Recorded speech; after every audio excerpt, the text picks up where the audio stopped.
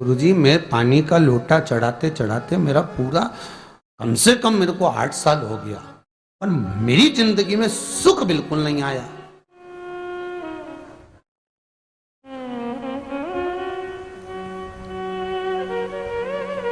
हमने कहा तूने कैसे चढ़ाया, वो भी तो सुने। तो कहा कैसे, क्या स्नान करा और मंदिर जाके लोटा चढ़ाया पानी का। अच्छा, अब मैंने कहा तू चुप रहे। उसके पति, यहीं की इसी ऑफिस की बात है, भवानी मंडी से, उसके पति से पूछा, हाँ जी वर्मा जी सही बताओ, पत्नी लोटा कैसे चढ़ाई। गुरुजी, ना जाने कहाँ के महाराज के चक्कर में पड़ी, लोटा भर के पानी चढ़ाने जाए, नहाने के बाद बच्चा इतना सा रो रहा, चिल्ला रहा, पर उसको टच तक नहीं करे, किसी चीज के नहीं छुए, और बिल्कुल कोरी की कोरी साड़ी पहने, धुली हुई, पहले ही बाथरूम में टांग के धर दे, उसको कोई छू नहीं सकता, टाविल टच नहीं कर सकता, और ऐसी जाके शंकर जी के फिर लोटा चढ़ाए। मंदिर में अगर किसी ने छू लिया तो वापिस आ जाए, नहाए धोए फिर जाए। मैंने कहा बस अब तो तू ऐसी जिंदगी भर चढ़ाती रहे तो भोलेनाथ आएगा ही।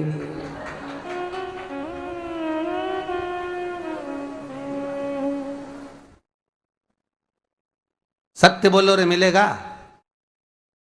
कई लोगों ने पूछा शंकर को रिझाने के लिए कौन से कलर के कपड़े पहने कि शिव राजी हो जाए। शंकर को पाने के लिए कपड़ा बदलने की जरूरत नहीं होती, शंकर को पाने के लिए कलेजा बदलने की जरूरत होती है, शंकर मिल जाता है। कपड़े से शिव कभी नहीं मिला साहब। आप कौन से कलर के कपड़े पहन रहे हो, ये शिव प्राप्त नहीं करोगे हो।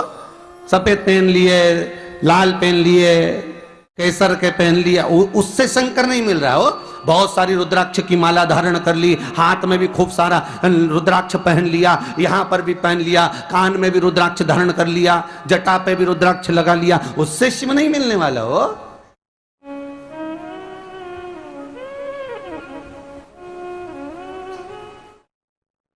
अरे भाई,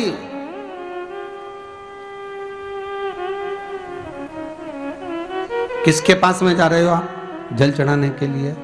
जम के बोलिए जरा। शंकर जी के पास। शंकर जी कौन है? तुम्हारे कौन से मतलब नहीं है। भगवान को तो केवल इतना मतलब है कि आप मन कैसा लेकर आए हो। ये तन साफ करने से, स्नान करने से, खूब रगड़ रगड़ के नहाने से, लक्स पेयर से, खूब घिस घिस के नालों ने, क्रीम ने, पाउडर, डेंटिंग पेंटिंग करके फिर भगवान के पास जाओ और बढ़िया 2-4 घंटे तक फैशन करके भगवान को रिझाओ, भगवान रिझेगा? अरे गर्ग संहिता में लिखा है कि शंकर को एक बार प्रणाम करने का फल क्या है कि 10 अश्वमेध यज्ञ के स्नान का जो फल होता है वो मात्र शंकर को प्रणाम करने से मिल जाता है।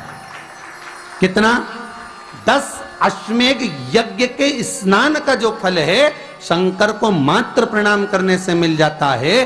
पर गर्ग संहिता कहती है कि 10 अश्वमेध यज्ञ के स्नान के बाद भी मनुष्य का जन्म वापिस मिल सकता है। मतलब वापिस तुम्हारा जन्म हो सकता है, किसी भी रूप में हो, जन्म हो सकता है।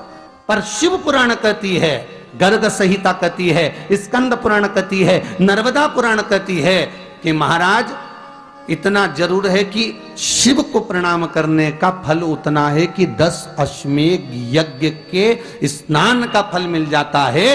पर गर्ग संहिता कहती है कि शंकर के चरणों में अगर प्रणाम कर लिया तो ये पक्का है कि अश्वमेध यज्ञ का फल भले कट जाए पर शंकर के प्रणाम का फल नहीं कटता, उसका वापिस जन्म नहीं होता और वो शिव का हो जाता, वो शंकर का हो गया, फिर उसका जन्म नहीं है महाराज।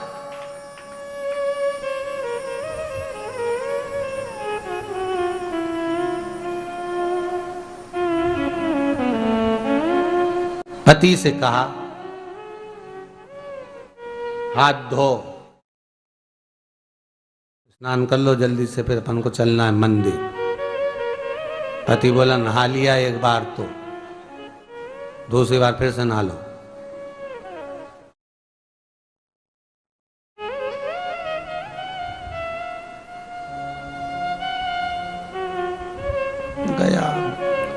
नी के ना माने तो कई घर में चंद्र घंटा से माथा भिड़ा है। स्नान करा फिर आया। चल पलंग पे काय को बैठ गए?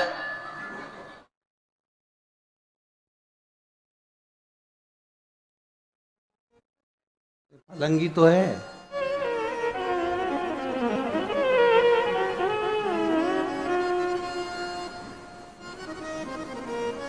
फिर से नहा के आओ।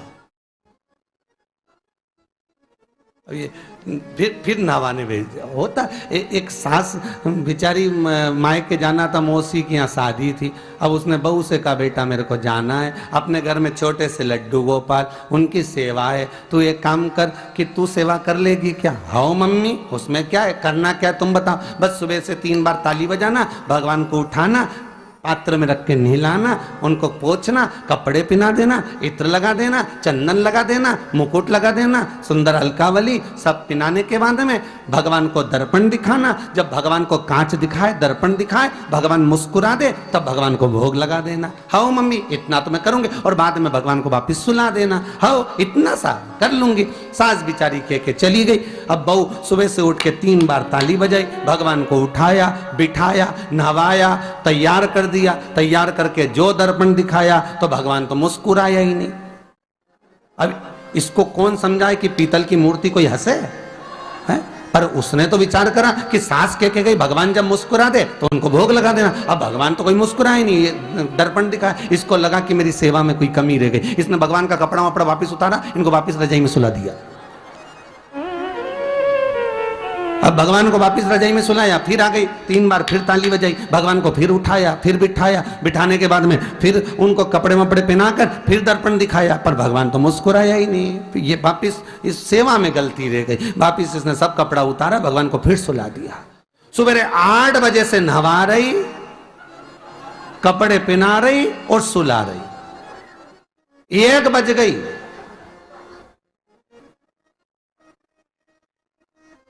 कुछ गलती रह गई होगी अपने सास के गई। अब की बार फिर भगवान को नहवाया। भगवान भी मन में सोचे नहवाई नहवा रही, खवा तो कछु ना रही। 28 बार नहवा दिया। इसके बाप का क्या जाए, 29 बार भी नहवा देगी। सर्दी होगी तो हमको होगी, इसका क्या जाए। नहवा ही रही है और खवाती कुछ नहीं, फिर सुला देती है, फिर ताली बजा। अब क्या फिर आ गई और 29वीं बार फिर बैठ गई और फिर भगवान को नहवाया, कपड़े पहनाया और पहनाने के बाद भगवान का श्रृंगार करके जैसे ही दर्पण उठाया, उठा के जो भगवान को दिखाने लगी, भगवान ने मन में सोचा अब की बार तो हंसी दूंगा, चाहे कुछ भी हो जाए। और भगवान दोनों दांत दिखा दिए। जैसे ही भगवान ने दांत दिखाया, इसने दर्पण रखा और जल्दी से भोग लाई, भगवान के जिमाया।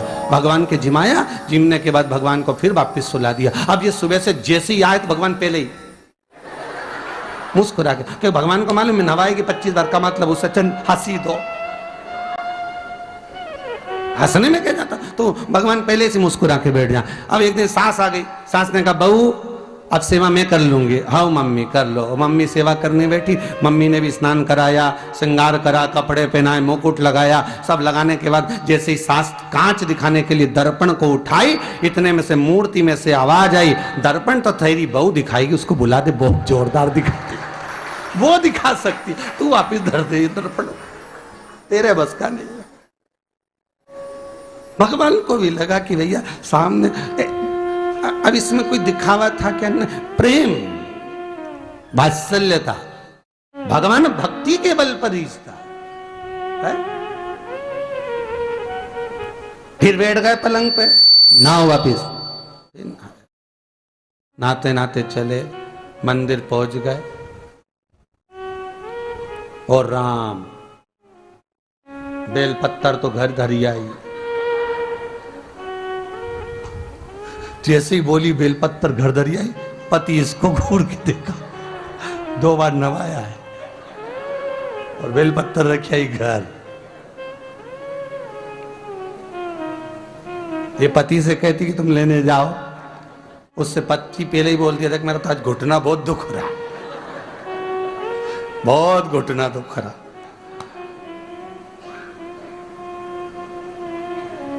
ठीक है, तुम बैठो, मैं आई अभी घर से। अब घर जाते जाते मालूम पड़े फिर कहीं का कोई छुआ गया तो नहाने बैठ गई। फिर आई, इसकी जो पूजन की थाली रखी थी, कोई भगत आया बेचारा, उसने सोचा मंदिर की थाली है, सब चढ़ा चुड़ू के चले गया सब। पति से बोली तुमने अकेले ही पूजन कर ली, मैं तो करा ही नहीं। ये नंदी जहां बैठा उसके पास में बैठा, मैंने हाथ नहीं लगाया। तो ये सामान कौन चढ़ाया, इनकी आई थी, सब चढ़ाया। तो कि शर्म नहीं आई, बेलपत्तर तो था ही नहीं। तो क्या सियोर वाला महाराज की कथा सुनी थी, शंकर जी पे से उठा लिया, धो के चढ़ा के वो गई, वो चली गई। शिव ये नहीं कह रहा कि तुम वस्तुएं बटोर कर लाओ, शंकर कहता तुम्हारे पास में मिल जाए तो समर्पित कर दो, नहीं मिले धोया, वापिस शिव को चढ़ा दिया, वापिस शंकर को समर्पित कर दिया। शिव स्वीकार करेंगे। 1 महीने तक भी एक बेलपत्र को धोकर शंकर को रोज चढ़ाते रहो तो भी शंकर स्वीकार करेंगे। उसमें भगवान ये नहीं सोचेंगे कि निर्माल्य है, स्वीकार करेंगे।